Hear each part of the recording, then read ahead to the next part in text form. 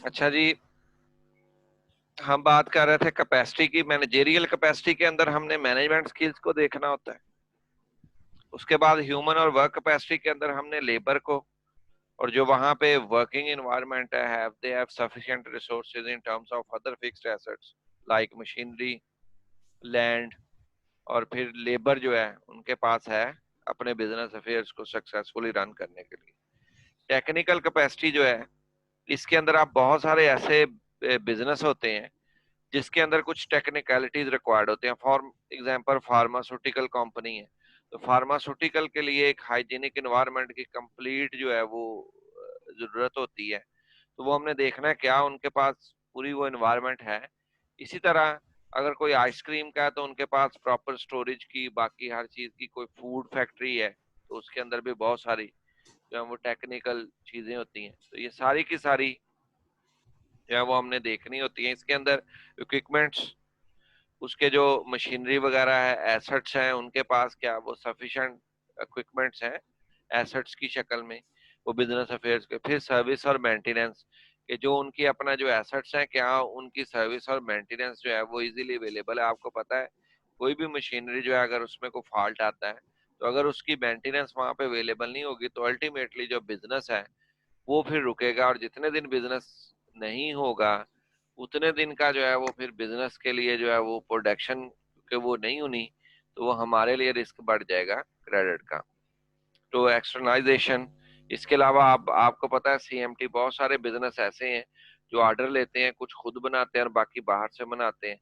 फिर लैंड है, स्टोरेज है, और इस तरह के और बाकी जो टेक्निकलिटीज हैं, जितनी भी टेक्निकल कैपेसिटीज हैं, हमने उसको कंसिडर करना है कि क्या वो उनके पास है या नहीं है।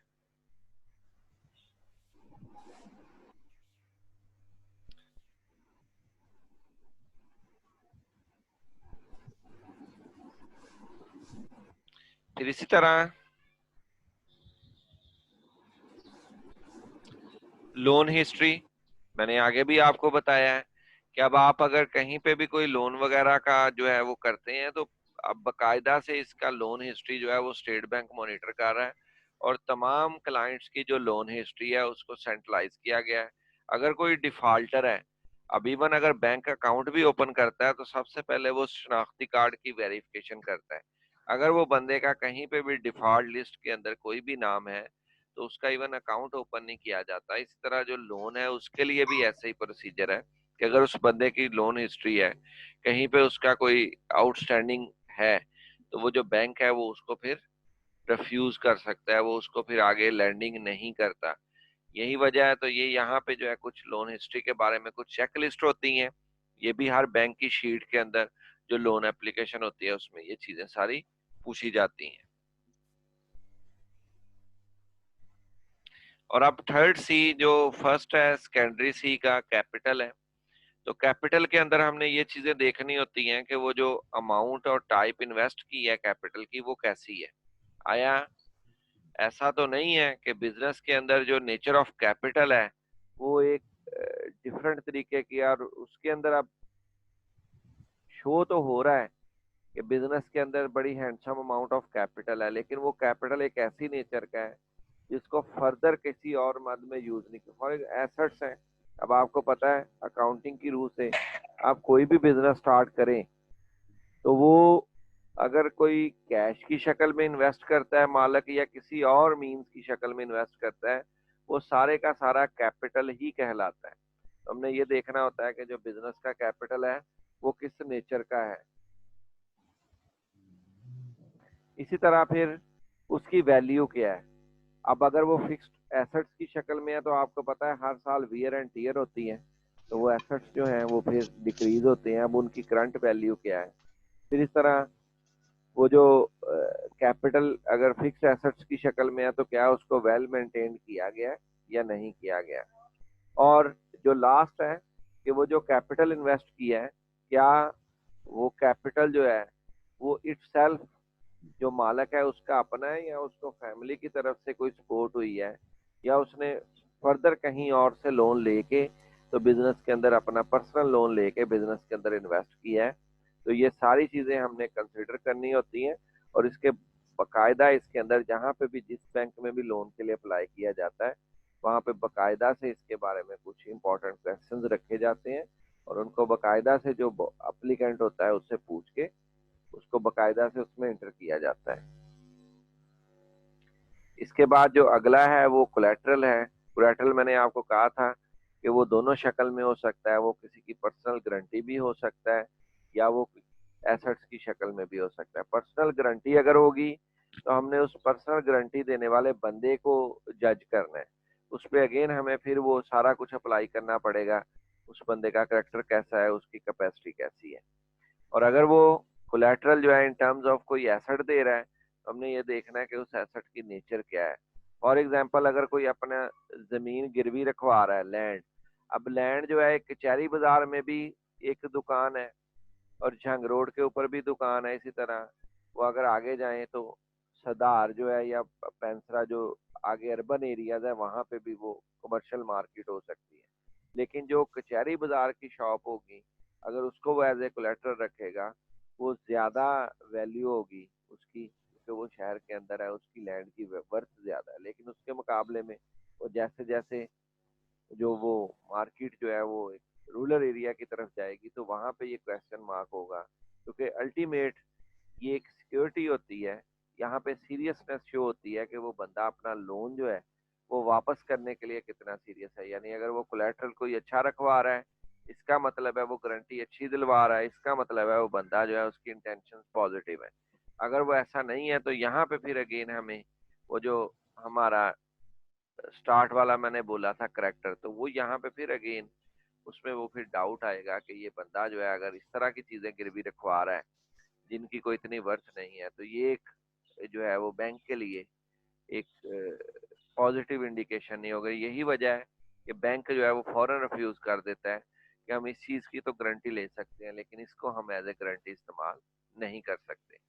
और ये जो गारंटी होती है ये याद रखेगा ये कभी भी प्राइमरी सोर्स नहीं होता लोन रीपे करने का, ये सिर्फ उसकी इंटेंशंस को जज करने के लिए ये चीजें होती हैं, क्योंकि ये इतना कॉम्प्लिकेटेड प्रोसीजर है ये सारे जो कोलेटरल्स हैं इनको मेच्योर करने का, तो बैंक कभी भी नहीं चाहेगा कि वो इसकी तरफ जाए।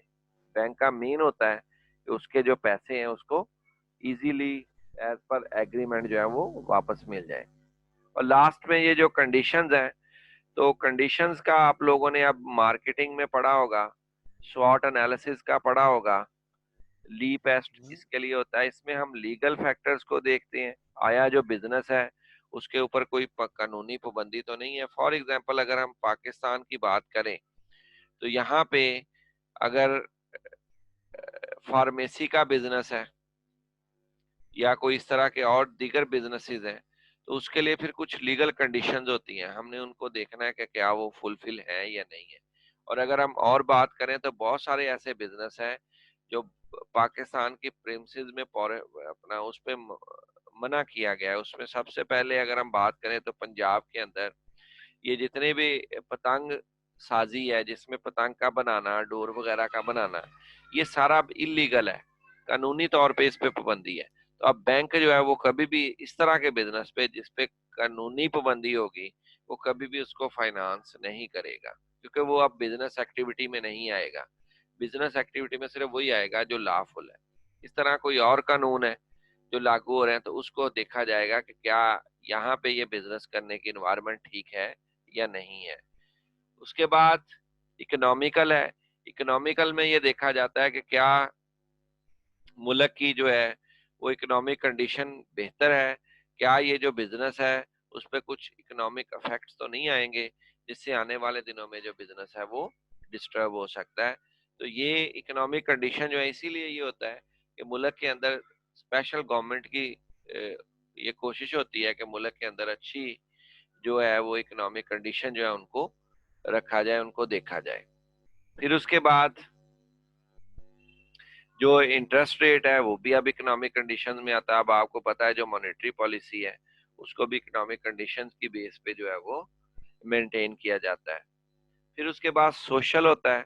सोशल एस्पेक्ट्स ये हैं कि अब अगर हम बात करें तो पाकिस्तान अब कई दफा हम देखते हैं कि हम कहते हैं जी ये फलां बाहर की चीजें हैं इसका बाइकाट कर देना चाहिए, ये फलां ज्यूस फैक्ट्री से बनती हैं, ये उनको सपोर्ट करती हैं।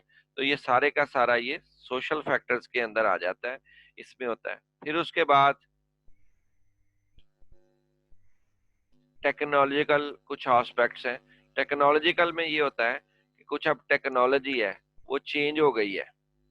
अब अगर हम बात करें टाइपराइटर की, तो अब typewriter is not any more here. उसकी बजाय क्या हो गया है, उसकी बजाय अब उसकी जगह जो है वो कंप्यूटर्स ने ले ली है, प्रिंटर्स ने ले ली है। इसी तरह टेक्नोलॉजी की जैसे एडवांसमेंट होती है, मोबाइल फोन्स हैं, तो मोबाइल्स में भी टेक्नोलॉजीज चेंज हो गई। अब एक कंपनी है वो कहती है मैंने मोबाइल फोन इंपोर्ट कर रहे हैं, तो सबसे पहले ये देखा जाएगा कि वो मोबाइल फोन्स की नेचर क्या है, क्या वो अप टू डेटेड है। ऐसा तो नहीं है कि एक ओल्ड फैशन मोबाइल फोन्स को कंपनी जो है वो इंपोर्ट करना चाह रही है और हमसे फाइनेंसिंग मांग रही है। तो आने वाले दिनों में क्योंकि टेक्नोलॉजी चेंज हो जाती है, तो इस चीज को बड़ा मद्देनजर रखा जाता है कि आया कोई ऐसा तो नहीं है। इसी तरह बिजनेस के ऊपर भी कोई टेक्नोलॉजी का इफेक्ट तो नहीं आ रहा। अब इसी बिजनेस में कोई नई जदीद टेक्नोलॉजी मशीनरी तो नहीं आ गई, और अब उनके पास अगर पुरानी है तो ये अगेन फिर एक क्वेश्चन मार्क होगा। इससे भी उनकी जो एबिलिटी है वो इफेक्ट होगी। और इसका मैं आसान सा बताता हूँ कि ये आपने एक किस्म का स्वॉट एनालिसिस करना होता है बिजनेस का, जिसके अंदर उसकी स्ट्रेंथ, वीकनेस, अपॉर्चुनिटी और थ्रेट्स को आपने देखना होता है, और यही कंडीशंस के अंदर हम करते हैं।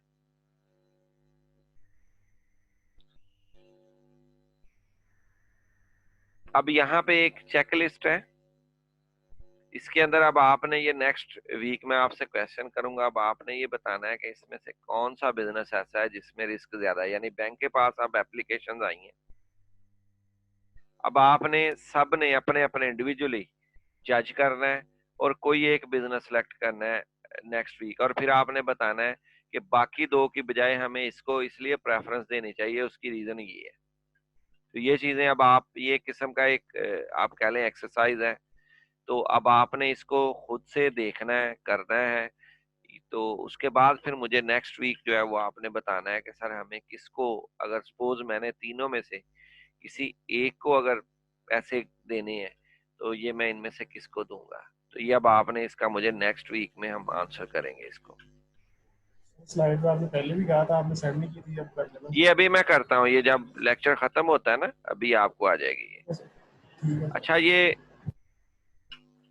ये जो कंक्लूजन इसके अंदर उन्होंने लिखा हुआ है, ये 5 C's जो है ये क्वालिटेटिव टूल जरूर है,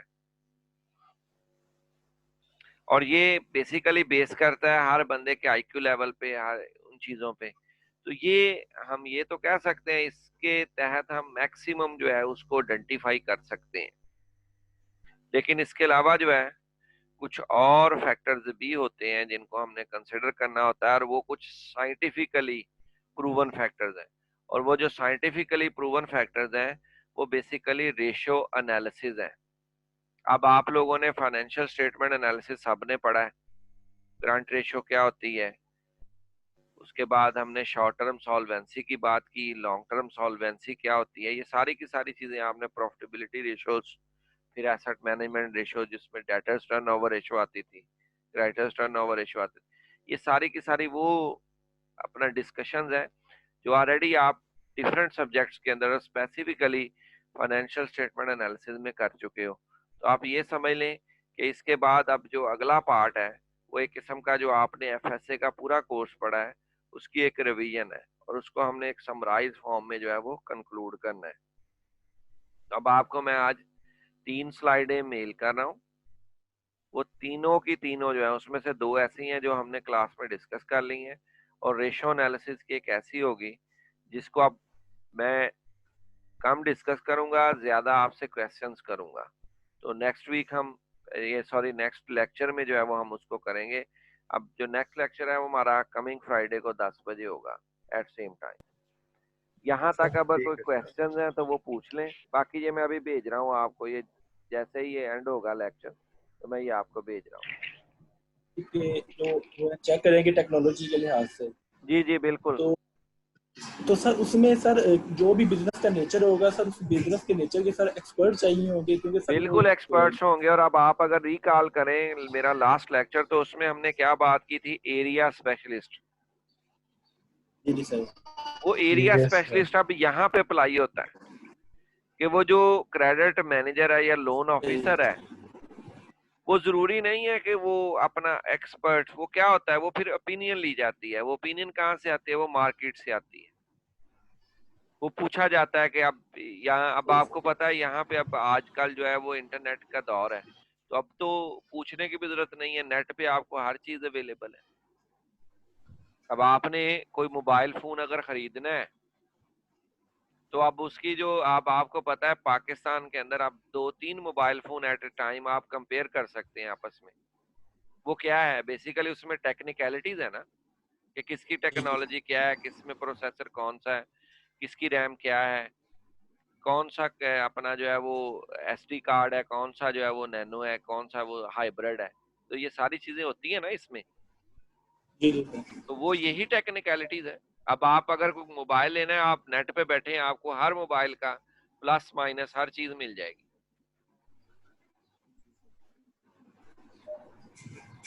और जी इसके अलावा